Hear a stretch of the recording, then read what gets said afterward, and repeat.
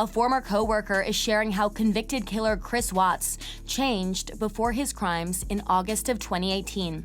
That summer, Watts was working as an oil field operator in Frederick, Colorado, while his pregnant wife Shanann sold weight loss products from home where she took care of the couple's 2 young daughters. The family seemed to be living a blissful suburban life, but those who worked with Watts began noticing a change.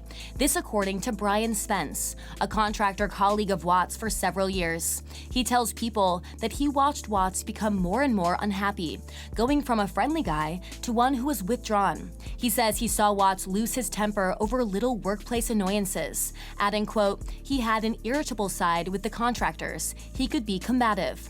The reason behind the sudden change is unclear, but Spence notes that Watts was no longer in a rush to get home after work and started attending more happy hours with the contractors, often one of the last ones to leave.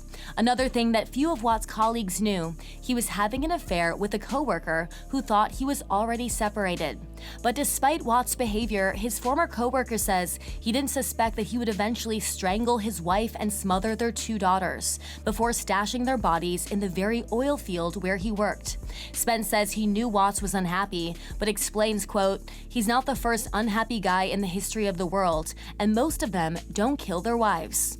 Now, Spence says he wishes he had picked up on the warning signs, admitting Watts was obviously in pain, but that he didn't know it would end this way. He adds, "If I had any idea, I would have pulled him aside and said something, but he hid it. No one knew."